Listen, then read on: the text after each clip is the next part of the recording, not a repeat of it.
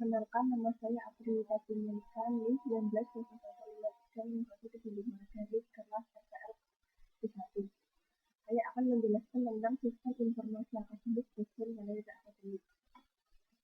Tahap pertama adalah tahap perencanaan. Tahap perencanaan terdiri dari identifikasi masalah. Permasalahan yang terjadi di sistem informasi akademik atau setiap dosen manajer akademik adalah sebagai berikut. Pertama, data-data yang disimpan di dalam akademik masih berjalan manual. Padahal kebutuhan akan data-data mahasiswa, data akademik serta admin semakin meningkat. Kedua, sistem yang dijalankan belum sepenuhnya membantu pekerjaan karena kebutuhan akan data yang efektif dan efisien serta pada saat dibutuhkan atau availability belum bisa terpenuhi. Ketiga, penyediaan data yang banyak menyebabkan overload data dan administrasi kurang. Yang kedua adalah data analisis. Data analisis terdiri dari analisis sistem, yaitu 1. Penyimpanan data dalam bentuk kertas atau manual menunjukkan resiko yang cukup besar, seperti kebakaran, rusak, atau bencana alam yang bisa mengakibatkan data-data penting itu hilang, sehingga diperlukan sistem yang bisa menyimpan data lebih aman. Kedua, kebutuhan akan data yang efektif dan efisien serta ada saat dibutuhkan atau availability menjadi alasan utama untuk penyediaan informasi yang akurat. Data yang kurang lengkap menyebabkan informasi pelayanan tidak kurang karena tidak ada informasi dan susahnya pencarian data yang mengurangi kurangnya informasi dari data tersebut. Dari berbagai alasan yang telah diungkapkan di atas, maka pengembangan sistem informasi akademik atas dasar bagian manajer akademik ini dibuat untuk membantu menyelesaikan permasalahan yang muncul. Kedua, terdiri dari analisis kebutuhan. Analisis kebutuhan terdiri dari data yang dibutuhkan. Data yang dibutuhkan dalam membuat sistem ini adalah: pertama, data mahasiswa terdiri dari NIM, nama mahasiswa, prodi, dan jenis kelamin. Kedua, data admin terdiri dari NIM, nama, dan jenis kelamin. Ketiga, data manajer akademik terdiri dari tanggal dan agenda. Kedua, kebutuhan fungsional. Fungsi dari unsur ini adalah proses login untuk mahasiswa dan admin. Kedua, proses pengelolaan data mahasiswa meliputi input, output, dan data. Ketiga, pengelolaan data admin meliputi input, output, dan data. Keempat, proses pengelolaan data kalian akademik meliputi input, output, dan data. Kelima, proses pendaftaran mahasiswa, baik daftar baru maupun pendaftaran untuk research dilakukan oleh admin. Keenam, adalah proses searching atau pencarian data, yaitu data mahasiswa, data admin, dan data kalian akademik. Ketujuh, proses pencegahan manajer akademik yang dilakukan oleh admin. Tahap ketiga ada tahap desain. Yang pertama ada DFD atau data flow diagram. Data flow diagram adalah representasi grafis dari aliran data dalam satu sistem informasi. Ini mampu menggambarkan aliran data yang masuk, aliran data keluar, dan data yang disimpan, dan sebagai proses data bergerak.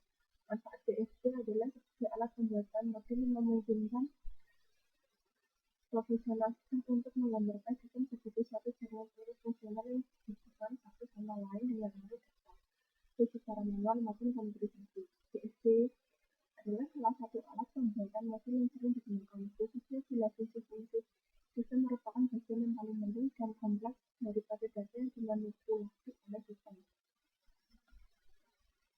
Ini contoh gambaran dari DFD level 0 yang terdiri dari admin dan mahasiswa. Admin melakukan login, input data, update, dan mencetak. Begitu juga mahasiswa melakukan login dan mencetak. Admin akan menginput data mahasiswa, data admin, dan data akademik. Juga akan mengupdate data mahasiswa, data admin, dan data kalender akademik. Kemudian admin juga mencetak kalender akademik yang akan diterima oleh mahasiswa. Selanjutnya adalah DFD level 1 yang bagian dari proses DFD level 0 bagian login terdiri dari admin juga mahasiswa. Login dilakukan admin dan juga mahasiswa. Selanjutnya terdiri dari bagian proses input yang terdiri dari admin. Yang dilakukan oleh admin terdiri dari input data mahasiswa, input data admin, dan input data kalender akademik. Ketiga adalah subsequent dari update yang dilakukan juga oleh admin. Yang dilakukan adalah update data mahasiswa, data admin, dan update data kalender akademik. keempat adalah subsistem dari cetak yang dilakukan admin. Yang ketujuh cetak data mahasiswa, cetak data admin, cetak data kalender akademik, dan kemudian data prestasi akan dilakukan oleh mahasiswa. Dan presentasi dari saya untuk materi selanjutnya akan disampaikan oleh teman saya. Terima kasih. Perkenalkan, nama saya Claudia Chandra. Di sini saya akan melanjutkan presentasi dari Aprindita. Yang kedua yaitu ERD atau Entity Relationship Diagram. Model Entity Relationship atau IR adalah jenis permodelan basis data berdasarkan fakta pada entitas dunia nyata dan hubungan di antara mereka. Kita dapat memetakan faktor dunia nyata ke dalam model basis data IR. Model IR menciptakan seperangkat entitas dengan atribut-atributnya, serangkaian kendala, dan hubungan di antaranya. Ini merupakan contoh dari IRD kalender akademik dari kelompok kami. Yang ketiga adalah Unified Modeling Language atau UML. UML adalah keluarga notaris. UML. Yang ketiga adalah UML atau Unified Modeling Language.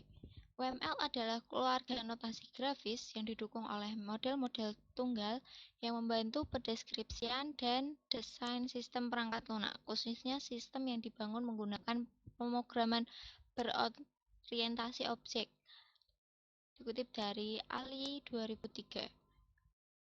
UML menjadi bahasa yang biasa digunakan untuk berkomunikasi dalam perspektif objek antara user dengan developer, antara developer dengan developer, antara developer analis dengan developer desain, dan antara developer desain dengan developer pemrograman. Berikutnya ada jenis-jenis UML. Yang pertama ada use case diagram, yaitu menggambarkan sebuah external actor dan hubungannya ke use case yang diberikan oleh sistem. Ini merupakan gambar user face. Ini merupakan contoh dari use case kalender akademik. Yang kedua, ada activity diagram, menggambarkan rangkaian aliran aktivitas digunakan untuk mendeskripsikan aktivitas yang dibentuk dalam suatu operasi hingga dapat juga digunakan untuk aktivitas lainnya seperti use case atau interaksi. Gambar di samping merupakan gambar dari contoh activity diagram.